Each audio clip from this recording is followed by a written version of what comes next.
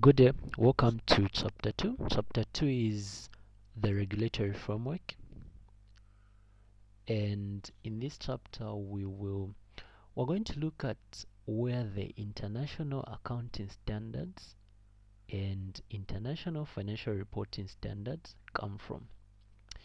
In our previous chapter, we kept on referring to the bodies that set international accounting standards.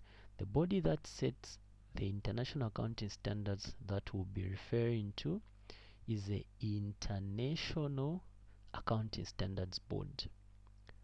So let me get that written down.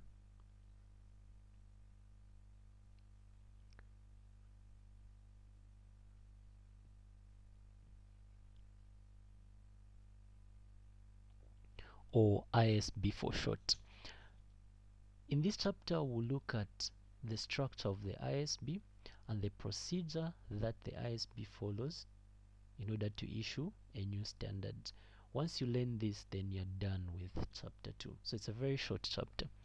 So I hope you follow each step keenly because we won't take long on it.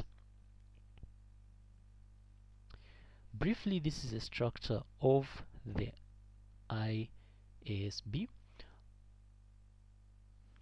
I'll try and illustrate it here separately. Our aim is to understand where the IFRSs are issued from, right?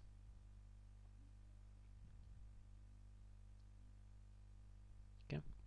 We know that the ISB is the one that issues these standards, right? The ISB is influenced by what's known as the IFRS Foundation,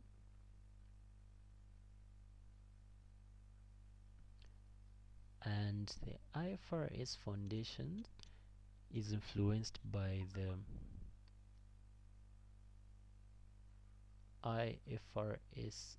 influences the IFRS Advisory Council and the IFRS Interpretations Committee.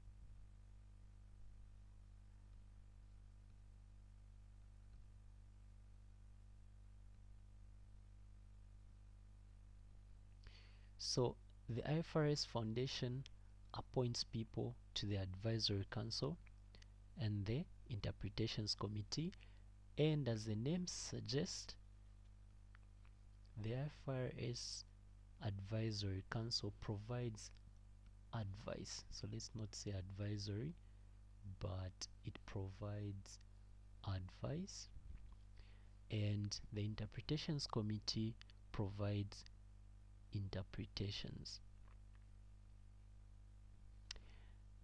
We have the IFRS Foundation, which also appoints members up here, and these report there. And so basically, if you know the IFRS Foundation, IFRS Advisory Council, IFRS Interpretations Committee, with the Advisory Council providing advice to the ISB, the Interpretations Committee providing interpretations to the ISB, and the IFRS Foundation governing all those, then you have briefly a structure of how these organizations interact in order to issue international financial reporting standards. So everybody is feeding into the ISB so that the ISB can issue international accounting standards. So when you go back to your notes, this is what you get in your notes. The IFRS Foundation is providing oversight on the ISB. It appoints members to the Interpretations Committee and Advisory Council. The Advisory Council is providing advice to the ISB, and the Interpretations Committee is providing interpretations to the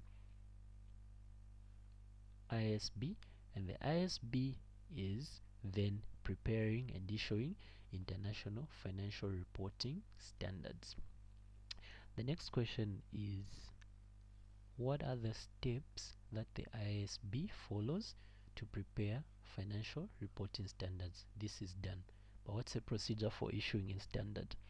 There are 7 steps that a standard goes through before it is issued.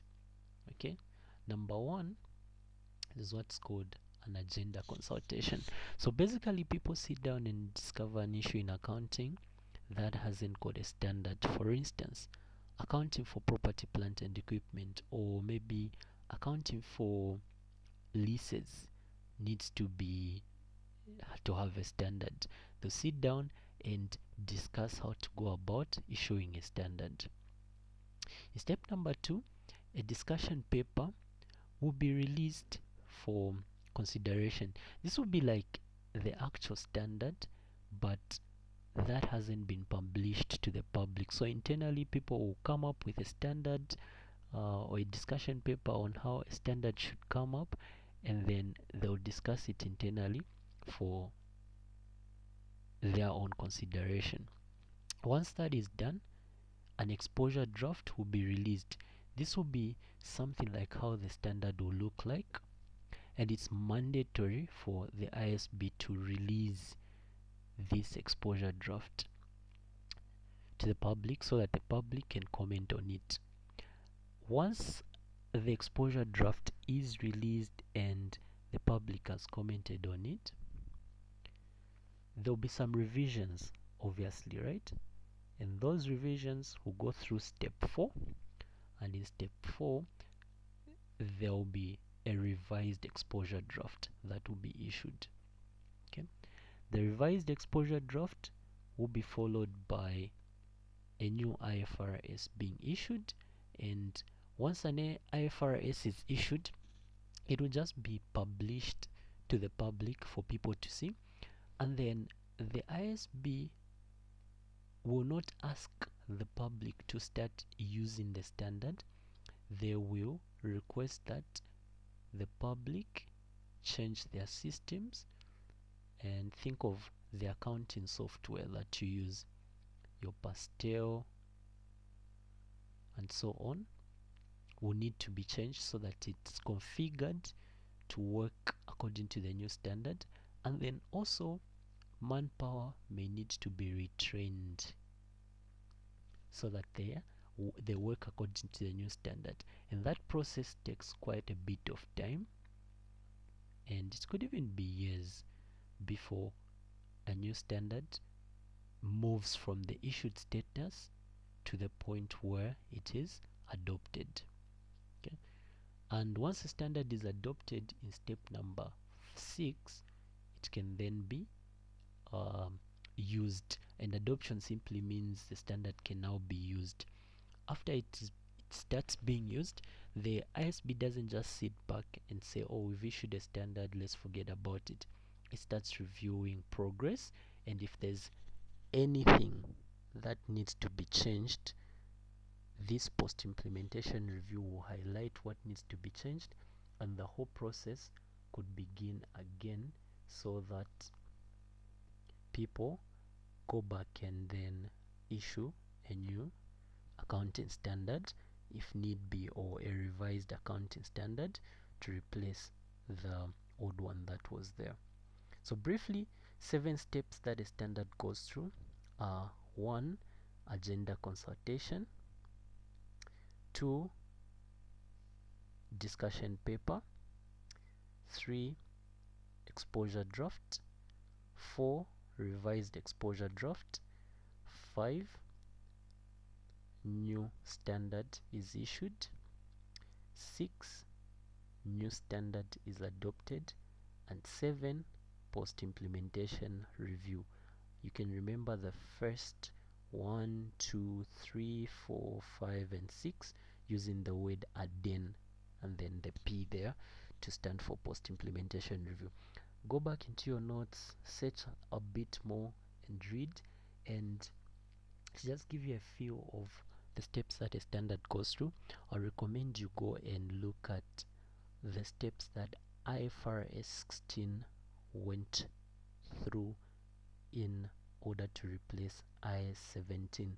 IFRS 16 is a standard that deals with leases, and we'll look at lease accounting as we go on in our study, but go and look at that and what it went through, and think about how long it takes to move from one step to the next, so that you appreciate the steps that a standard goes through. We'll see you in the next chapter, and all the best. Go and study this. It's very much examinable.